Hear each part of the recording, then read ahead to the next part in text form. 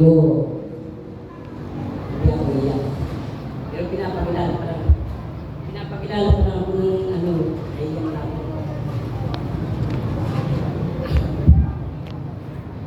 Maraming salamat, nagsisiling mo sa Lord sa napakagandang pagpapakilala at nakakapagpagdamdam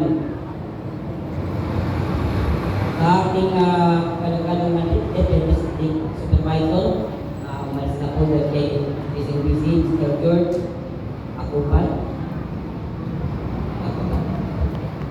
Sa ating kagalagalang na purong guro, Mr. Irineo Alminanta, ang nanay niyo po ay sa aking mga naging guro. Sa ating mga magigiting na mga guro, Doon Kapigaw,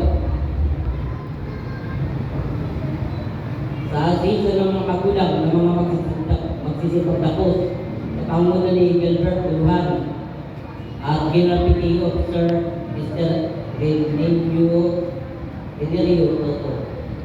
Asama ng Barangay Palanginan, Barangay Captain Rita Benjamin Jr. Ilanak ni Father. At saka mga konsyan ng Barangay Palanginan. Sa aking panganay na konsyan, Mr. Otimaya, dito po. Sa mga magsisipagdakos sa hapon ito at mga magulang, sa Palanginan Elementary School Graduate Batch 89 na aking original na batch, sa Palanginan Elementary School Graduate Batch 87 na nagkatap sa amin, maraming salamat.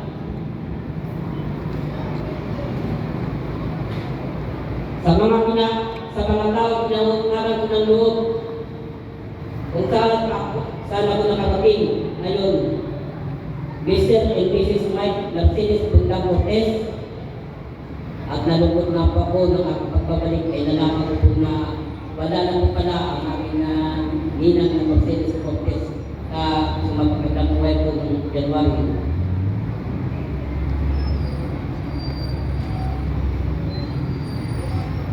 Isang mapagpalang hapon po sa ating lahat at sa mga kapatid ko sa Religion School. Assalamualaikum warahmatullahi wabarakatuh. Bago po kayo makalimutan, Mr. Rodel Mianto at Miss Irish mula sa opisina po ng ating naglalagdalan ng Congressman Nanay P.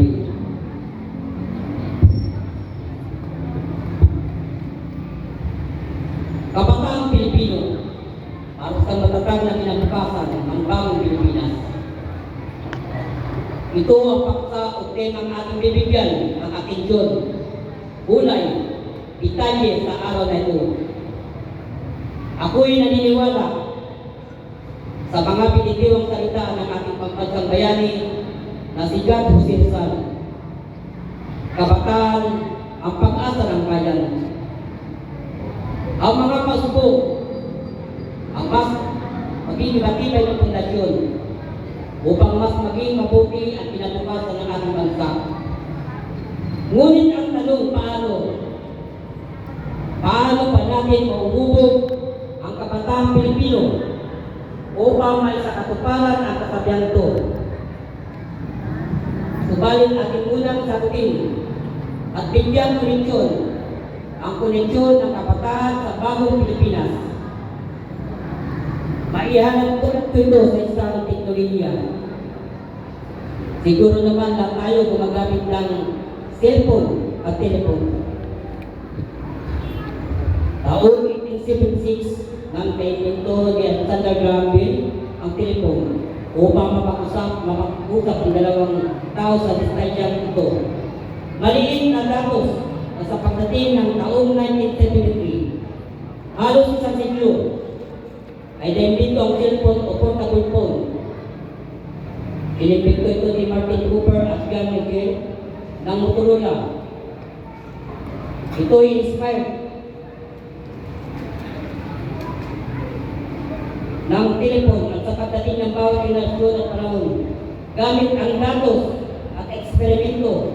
upang sa nakaraang henerasyon ay ma-upgrade ito. Nagkaroon ng camera, malalaking storage files, nagkaroon ng 1G hanggang 5G, Wi-Fi at Bluetooth, etc. Ano ang konekto nito sa mga kabataan? Paglagot, pag-asenso. Kami po bilang mga lumang henerasyon, ang inyong magiging gabay at inspirasyon ng bawat aral at kwento na inyong magpulot ay gawing inspirasyon upang kayo ay magkaroon ng sarili ninyong pensyon ng asensado at malago at para itong magsilbing malaking domino. Ngunit titulan ng domino na pabagsak, kayo ay isang angat at ang resulta ng mas magandang Pilipinas. Saludo sa mga guro sa iyong kaalaman. Saludo sa mga guro at tingin sa iyong kaalaman na ako rin ay isang guro. Ako ay sumasaludo sa inyo sapagkat kayo ang makabagong bayani, susi sa pagbuo ng bagong henerasyon ng Pilipinas. Kayo ang bumubuo sa mga kabataan ito upang mas maging buo sila habang binubuo sila ng mga pangarap nila sa buhay. Salamat ulit sa ating magiting na prinsipal, Mr. Elio Alminanza, sa pag-imbita bilang panautangan sa araw na ito. Ako ay nagmula pa sa gitnang silangan, mahaba ang nilakbay upang makapagsalita dito sa inyong harapan at nais kong makapagbigay ng inspirasyon gamit ang aking kwento sapagkat ako rin ay naniniwala na hindi hadlang ang kahirapan upang hindi natin makamit ang ating mga bitin sa buhay. Ako ay nakasahirap, dati akong magpabalo. At sa kabuuan ng aking pagkabata ay nakatira ako sa ibang tao. Tulad po ng aking simula, ako po ay tumira sa pag-asawang Mr. Mike Cortez at Mercedes Bunda Cortez.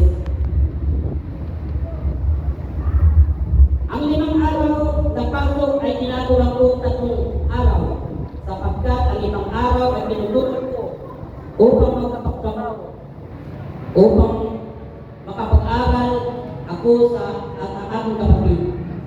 Kaya nung ako po ay estudyante Mr. Arthur Bondang, siya po ay halos ibagsak niya na ako dahil sa 5 araw na pasok po, hindi ko po nabubuo yun.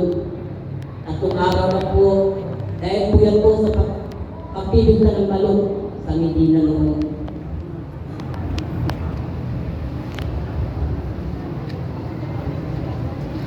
At bukod sa pagbabulot, ako din po ay nagtrabaho sa taller ng pag-asabang Mercedes at Michael Test. Ako po ay produkto ng isang broken family. Maagang naghiwalay ang aking mga magulang. At sa totoo, nasa isang pamilyang bibuo ang mga bata at pinakapuntado. Ngunit di ko hinayaang maging hadlang ito upang hindi makaahon sa kahirapan at makamit ko ang aking inaasap-asap na pag-ahon sa kahirapan. Doon na naman ko na naisamuhin na yung aking ina. Hinanap ko siya at siya ang naging susi kung ba't ako nakatungtong sa kuliyo. Ang aking orihinal na pangarap ay maging isang guro. Ngunit kapag ito ang pinili kong landas, sabi ng aking ina, dito ka sa ating bayan mag-aaral. Isa sa mga nais ko sa buhay ay makapunta at makapag-aral sa Kamaynilaan. Kaya pinili ko ang kursong BS Computer Science. Nagtikap, kinapag sa suporta ang aking ina. At dahil na rin ako ay isang ROTC officer, unti-unti ako ay nakatapos at tinahak ang karir bilang isang guro dahil po ay ang pangarap. Kaya, saludo sa bawat guro at bawat sundalo, sapagkat ramdam ko ang bawat hirap at sakripisyo nila. Doon ng mga taon, ako ay nagkapamilya. Napagtatlong di sapat ang ikitay dito sa Pilipinas. Kaya nakapagsapalaran po ako sa UAE. Pinasok ang iba't ibang klase ng trabaho. At sa awa ng Diyos, masasabi kong napunga ang aking hirap at pagod.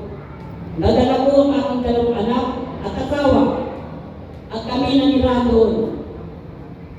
Ang aking lamang pong punto sa pagbuglang ng libro ng aking buhay sa araw na ito, at naway ito'y maging inspirasyon sa inyo, lalong-lalo na sa mga kabataan Pilipino na ang kahirapan ay hindi hadlang upang ating makamit ang ating mithin sa buhay. Hindi binibigay ng Diyos ang pagsubok sa buhay mo ng walang dahilan. Ituloy namin itong pagsasangay upang buuin ang ating personalidad, upang harapin ang hamon sa buhay. Ako'y naniniwala na ang edukasyon ay isa sa mga susi sa mas maayos na kinabukasan. Ngunit ang pintuan ay maraming kandado. Diskarte, paninindigan, respeto, kasipagan, at higit sa lahat, dapat sa itaas ay lamang sa mga iba rin susi sa pintuan ko. Ngayong araw, kayo ay magsisipagtapos at ito'y magiging simulo ng pagsisimula ng panibagong yugto sa inyong buhay mag-aaral. Huwag ninyong sayangin sapagkat hindi lahat ng mapalad na maranasan ang saya ng pagiging estudyante at maramdaman ang oportunidad na dala ng edukasyon. At sa pagtatapos ng ating mensahe para sa ating magsisipagtapos, akin lamang ilingin na ang inspirasyong dala ng ating talumpati ay hindi dito magsisipagtatapos. Bagkus nawa ito simula upang maging panimula tungo sa inyong bagong simula na sa pagdating ng ilang araw at buwan ay magsisimula. Pagkatapos ng araw na ito, atin ang simulan sa ating sarili ang pagiging matatag, sapagkat sa bawat isang matatag na kabataan Pilipino, ang nagsama-sama ay magresulta ng matatag na bagong Pilipinas. Isang karangalan ang makapagsalita sa harapan ninyo, mga mahal kong sa balinyo. Kayo ay isa sa aking magiging mukha ng bagong Pilipinas. Muli, mga magsisipagtapos, ako po, si Ronald Abdullah Ibana, na nagsasabing maliit man ako sa paningin, pero mahihil pababa sapagkat may tiwala sa sarili. Magandang gabi po sa inyong lahat at congratulations sa mga